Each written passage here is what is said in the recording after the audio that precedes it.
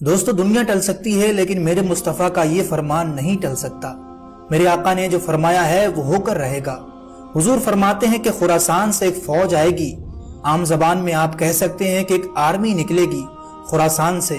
خراسان یہ افغانستان اور ایران کا کچھ حصہ ہے جسے پرانے زمانے میں خراسان کہا جاتا تھا، اور ایران میں تو اب بھی اس حصے کو خراسان ہی کہا جاتا ہے۔ میرے آقا فرماتے ہیں کہ خراسان سے ایک کالے جھنڈے لے کر ایک فوج نکلے گی اور وہ اتنی تیزی سے بڑھتی ہوئی بیت المقدس کی طرف آئے گی کہ دنیا کی کوئی طاقت، کوئی سپر پاور حکومت ان کا راستہ نہیں روک سکے گی، اور وہ جھنڈے لا کر سیدھا بیت المقدس کے اوپر گاڑ دے گی۔ اور آگے حضور صلی اللہ علیہ وسلم فرماتے ہیں کہ میری امت کا ایک بڑا حصہ قیامت تک باطل سے لڑتا رہے گا اور ان کی مخالفت کرنے والوں کا ان پر کچھ اثر نہیں ہوگا۔ یہ پیشن گوئی کچھ حد تک ایران کے اوپر فٹ بیٹھتی ہے۔ آج دنیا کی بڑی طاقتیں اس کی مخالفت کر رہی ہیں لیکن اس کو کوئی فرق نہیں پڑ رہا۔ صحابہ نے پوچھا، یا رسول اللہ صلی اللہ علیہ وسلم، آپ کی امت کا وہ حصہ کون ہوگا؟ حضور نے فرمایا، بیت المقدس اور اس کے آس پاس رہنے والے مومنین کی جماعت۔ اور ان کی فضیلت میں میرے آقا نے فرمایا، قیامت تک لڑتے رہیں گے اور ان کے خلاف کرنے والوں کا ان پر کچھ اثر نہیں ہوگا۔ اور آج اس حقیقت کو ہم اپنی آنکھوں سے پورا ہوتے ہوئے دیکھ رہے ہیں۔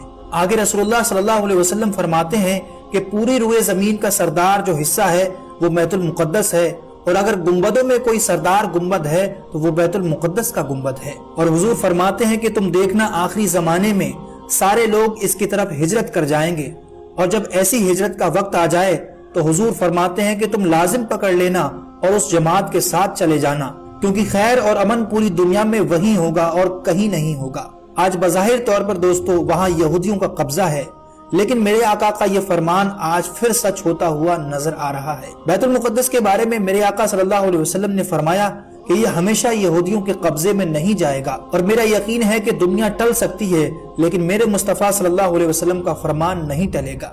میرے آقا نے جو فرمایا ہے وہ ہو کر رہے گا، اور یہ کب ہوگا اس کی پہچان بھی ہمارے نبی نے پہلے ہی بتا دی تھی، اور اس فوج کا جھنڈا بھی بتا دیا تھا کہ کیسا ہوگا۔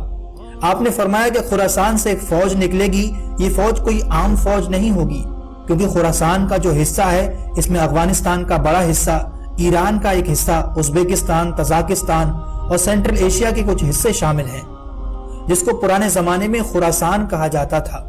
حضور فرماتے ہیں کہ خراسان سے کالے جھنڈے لے کر فوج آئے گی اور وہ اتنی تیزی سے بڑھتی ہوئی بیت المقدس کی طرف جائے گی کہ دنیا کی کوئی حکومت، کوئی طاقت، کوئی سپر پاور اس کا راستہ نہیں روک سکے گی۔ یعنی اس کے اندر اتنی پاور ہوگی کہ کوئی حکومت اس کے سامنے ٹک ہی نہیں پائے گی۔ آپ اندازہ لگائیے اس فوج کا کتنی طاقتور ہوگی، اور یہ پیشن گوئی دن بہ دن دوستو ہماری آنکھوں کے سامنے قریب آتی جا رہی ہے، اور وہ دیش کون ہوں گے وہ بھی ہمیں ہلکے ہلکے سارے نظر آئیں گے۔ اور حضور صلی اللہ علیہ وسلم نے یہ بھی فرمایا کہ جب تم دیکھنا کہ یہ یروشلم بیت المقدس دارالخلافہ بن جائے، دارالخلافہ کا مطلب راجدھانی، حکومت کرنے کی جگہ بن جائے، حضور فرماتے ہیں تو پھر دیکھنا بڑے بڑے زلزلے آئیں گے دنیا میں، اور بہت ساری بلائیں، بیماریاں پھیلیں گی پوری دنیا میں۔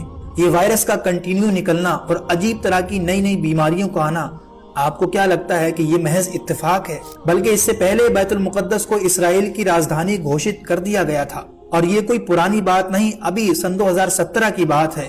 ان یہودیوں نے بیت المقدس کو اپنی راجدھانی ڈکلیئر کر دیا، اور اپنے سارے سفارت خانے، جتنی بھی ایمبیسی ہیں، انہوں نے سب وہاں پر منتقل کرنا شروع کر دیا، اور بیت المقدس کو اپنی کیپٹل سٹی بنانے کا اعلان کر چکے ہیں۔ اور اس بات کو 7 سال پہلے امریکہ بھی تسلیم کر چکا ہے۔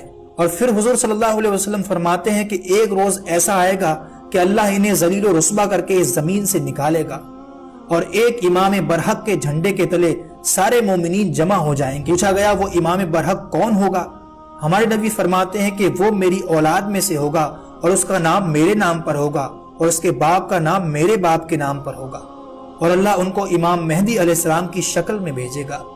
اور یہ زمانہ بہت قریب آ چکا ہے، بہت قریب۔ آج جو ہم خبریں دیکھتے ہیں وہ محض خبریں نہیں بلکہ آنے والے دور کی نشانیاں ہیں۔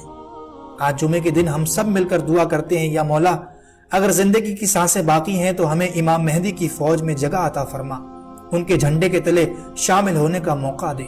امید کرتے ہیں